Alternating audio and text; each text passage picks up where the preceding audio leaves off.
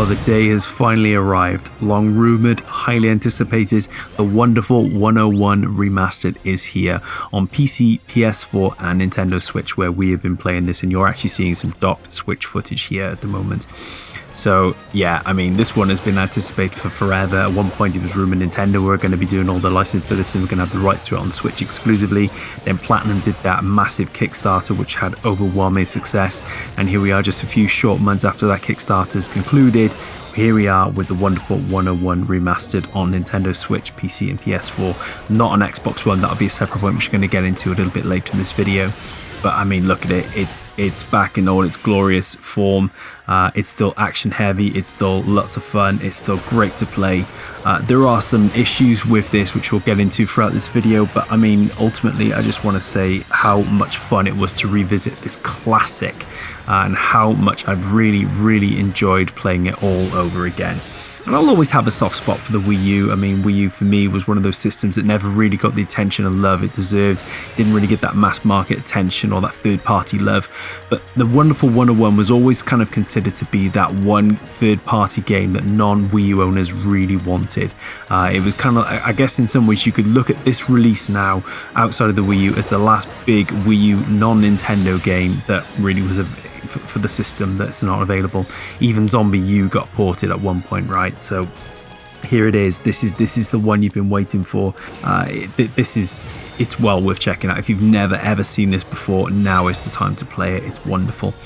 Let's talk about this remastered edition. So as you just kind of seen before we get into it, this game is all about unity. So I mean, you're seeing there I'm helping people along the way and fighting lots of robots.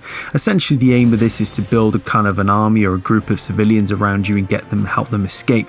But those civilians will actually help you to create something called Wonderlines, and Wonderlines basically can create guns out of thin air, they can create swords, giant fists, they can actually create drawbridges, ladders, gateways, you know, there's all kinds of amazing things that can be achieved.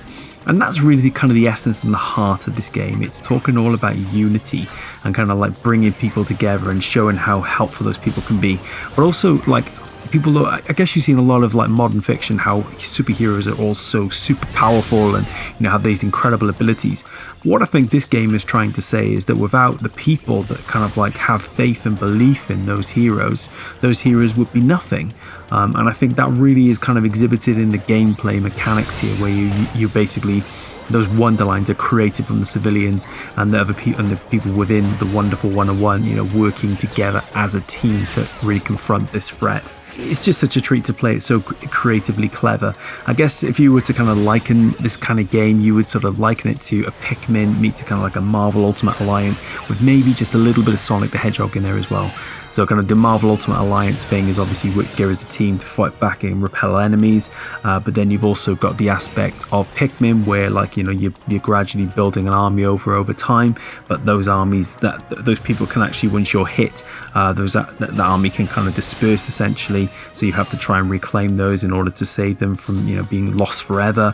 But likewise, if you don't do that, kind of like there's a Sonic the Hedgehog effect here, where like if Sonic doesn't have all his rings, he's incredibly vulnerable. So obviously if you don't have civilians and people around you, your hero is going to be extremely vulnerable.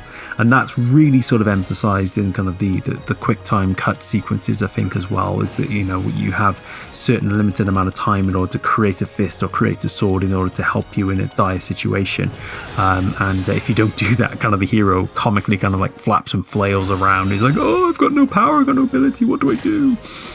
So you basically have to keep doing that, retrying and trying until you get it. But yeah, I mean, essentially the citizens, you know, policemen, students, all those people that are seen around you, they become like, you know, honorary, wonderful 101 members, which is really quite a neat way to do that. And I really do think that as a result of that, you know, wonderful 101 Remastered is coming at a really appropriate time in the world. You know, we're all kind of stuck indoors, we're more distant from each other than we've ever been, so we have to try and find a way forward by being united. And you know, I think that unity message is so prevalent throughout this game. But essentially you work together to fight these robots. You create the sword and the gun. What you've actually got down the bottom right at the moment is like a radar panel, which if you see like those red marks on there, that's people who you know, you can claim and help out and, you know, bring back into your fold. So you have to basically run around and collect those, whereas kind of like yellow mass is essentially going to be you, that's your group right there. Yeah, so I mean, basically that's the crux of the game, is to survive, keep going for the smaller missions, and bring as many people home with you as you possibly can while saving the world, essentially. And you do get some epic boss battles in this as well. I mean, you're seeing just kind of like the sort of the tip of the iceberg here, but there's some really big, high scale, epic fights to take part in. Like, clambering on the arms of robots and attacking its face while it tries to attack you with a massive drill and lasers and things like that. So there's lots and lots of things going on. And there's obviously like a bit of puzzle solving as well. So like you have to, create the fist in certain situations to turn a dial in order to open a doorway, or you have to use a sword to sort of cut through something in order to create a path for yourself. And obviously there's sometimes you have to use a gun in order to kind of like shoot enemies from a range, or shoot something like a target in the distance. So yeah, it's really all quite clever the way it's been conceived and put together. And there are also some nice surprises in here for people who have played the wonderful 101 before, and those who haven't. I don't want to spoil those in this video, but there's certainly some nice fan service in here as well, while also giving you a taste of all that new content that's still to come in the game. And there's real heart to this game, and the gameplay is just really addictive, I find. There are some issues with this. I mean, we've had a look recently at the Saints Row 3 remaster, which I think, as you've probably discovered by now, and as you've seen from footage we shared and the comments that some sites have put together, that is an incredible remaster, a hugely unexpected, incredible remaster that just does what it says on the tin. Obviously, that was a great remaster with Saints Row the 3rd. This is, it's good. Obviously, there are obviously improved visuals. There's obviously improved audio. The frame rate is better than it was, because I mean, believe you me, if you play this on the Wii U, you will know exactly what I'm talking about. Having said that, there are still lots of limitations which unfortunately have crept away in here. I mean, the frame rate is not always perfect, especially on the Switches where we've been playing. I mean, we've seen that the Digital Foundry have come out and said the PC and the PS4 versions are probably more stable, understandably. Before I continue with this, actually, this kind of shows you these time sequences. So basically, I have to wonder jump to get to the other side. But those are kind of time sequences that I was talking about, where if you fail them, you have to keep retrying them and trying them. The Switch version does have some struggles, which is kind of unfortunate, considering this is a Wii U game essentially. Having said that, for the most part it's great. As you can see, this is flowing quite well on docked mode, so this is how the game plays for the most part, 90% of the time.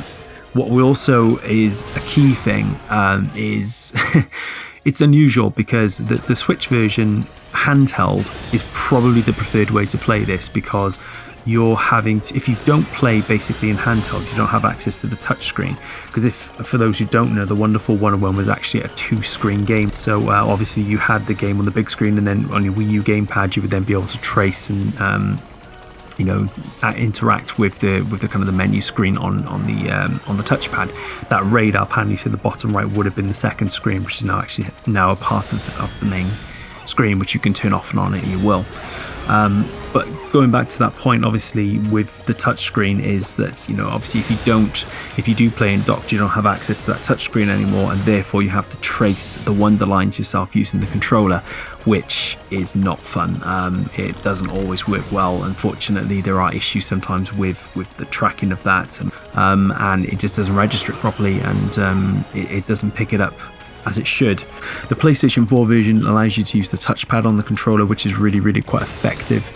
But that sort of kind of goes to why this perhaps hasn't appeared on Xbox, because PC owners at least have the mouse access to be able to trace things properly.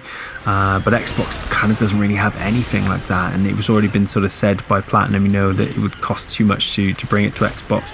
So as a result of that, I don't know if you'll ever see Wonderful 101 on Xbox, which is kind of disappointing. There might be a way to do it, I don't know, but having said that, I mean, obviously this is 10 times more stable. It looks better, it sounds better. It is remastered, and there are some real benefits and improvements to that. And we recommend checking out Digital Foundry and other sites to kind of really look at those comparisons in more detail. But another problem this game does still have is the camera. The camera is still a real issue with this. So sometimes it'll zoom in too close, sometimes it'll zoom out too far, and there's no consistency with it, and it never seems to be on your side. You always seem to be kind of fighting with the camera in this, just as you did originally with the on the Wii U. But all that said, this is a fantastic game. As I say, it does have hiccups, there are issues, but I mean, for me, the essence of the game is still very much intact. I'm very heavily invested. I'm enjoying it very, very much. Of course, it's imperfect, but the charm kind of adds to the style of it a little bit, I think. And all, as I said, the message of it is kind of like protecting the world, uniting together and accomplishing together as a team. And it's really quite empowering in these difficult times, I think. And because of that, it kind of is really the essence of a superhero adventure. I mean, it's not just kind of like, say, looking at Marvel's Avengers. Look how powerful Thor or Iron Man and Hulk are individually, and how what they can accomplish as a team. This kind of really looks at the heart and what impact people having faith in these heroes actually has on their abilities. Obviously, this having this game at all is just such an accomplishment. It's such a big deal. Just when we thought we'd never see it again, we thought this might be the one Wii U game to slip away from us. Nintendo seemed to be quite happy to release their titles on the Switch, but we weren't quite sure when at one point whether or not Wonderful 101 would join them. It now has. It's great. We're very excited to see the additional content that comes out over time, which has been promised via the Kickstarter, so we'll definitely be keeping an eye on that. It's not conventional. It's a real mashup of genres. There's nothing really like it. I mean, there's some games that are similar, but together combined, there's nothing really like the Wonderful 101, and I think in many ways it really encapsulates the best of Platinum games.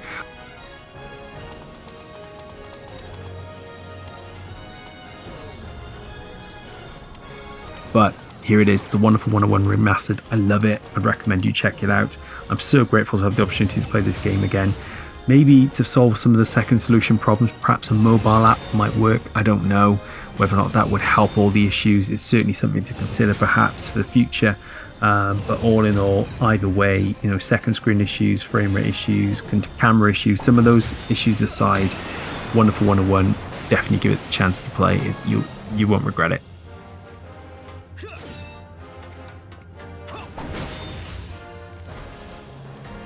That's going to do it to this video. I hope you've enjoyed the footage, and I hope you enjoyed listening to me talk a bit more about the Wonderful 101. And if you've got any questions, of course, sound out in the comment section below. We'd love to hear from you. And stay tuned for more videos coming. There's much more gaming content to come from us, so over the coming weeks and months ahead. Thanks for joining us, and see you for the next one.